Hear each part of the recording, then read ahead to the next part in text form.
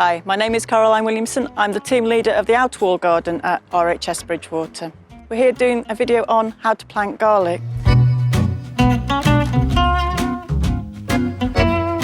It's a wonderful crop to plant. It's very easy to grow, it's cheap, and once you get into it you can start growing all different kinds of varieties and types of garlic.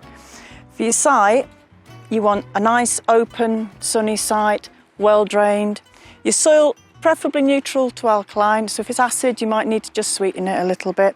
In the plot the soil needs to be at a nice fine tilt, preferably with some well-rotted organic manure that's been dug in previously, or you can buy special onion and garlic fertiliser if you wish, but don't use fresh manure on your plot. To get your bulbs, don't be tempted to go to the supermarket. They may well have come from Spain or France and not be suitable for our climate, and they may have some viruses and diseases in them.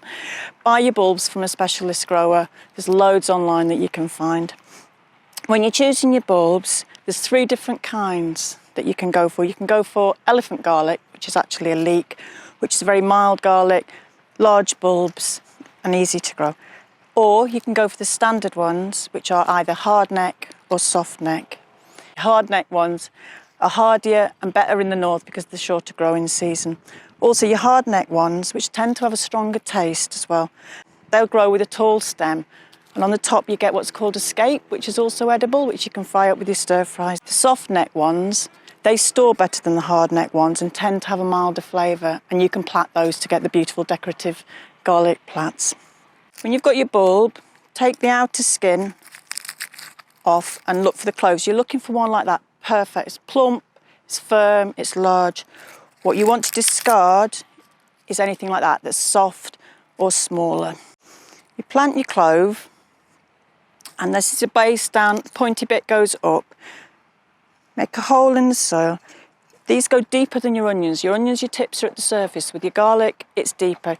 You want at least 2.5 to 3 centimetres of soil over the top of that garlic. All you do is you make your hole, pop the garlic in, back over. That's it.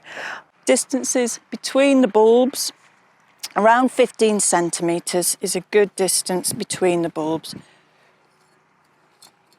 Between the rows, a nice 30 centimetres between the rows.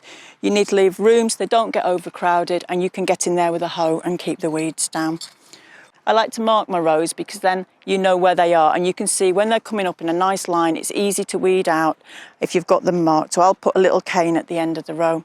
The best time to plant garlic is the end of autumn, the start of winter. That's because most garlic requires a chilling period of at least 30 days below 10 degrees centigrade. That makes this one clove split into the many cloves that make up the bulb. You can plant in spring, but make sure you get the variety that's suitable for planting in spring, something like Solent White. Always check it's the right variety.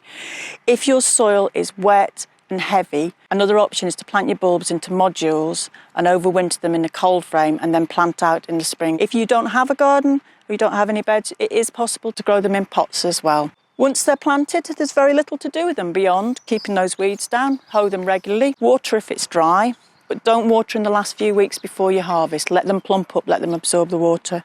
Garlics are relatively free of pests and diseases. They can get a few things like onion white rot. They tend to get rust if it's been a warm, wet summer. You'll see the yellow dots on the leaves. A mild infection of rust won't do them any harm, but not overcrowding them helps to get the air through and reduce the chances of rust. You harvest around the end of June, July. You'll know when they're ready to harvest because the leaves are yellow and start to fold over. And what you want to do is get a fork and gently put your fork in, gently ease those bulbs up.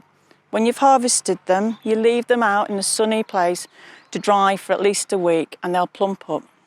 If you've got the soft neck ones, after they're harvested, you can plait them and store them in a cool, dry place where they'll keep well into the winter if you haven't eaten them. The hard neck ones don't keep as long and don't store as well. There is a lot of anecdotal evidence about using garlic for companion planting. The sulphur and the volatile oils are proposed that they keep away the pests and the diseases. Some of this is debatable, some of the evidence is conflicting, but it's definitely worth a try. Try planting your garlic in amongst your roses, see if it keeps your aphids off. Try planting it in amongst your strawberries, your spider mites, or around your fruit trees.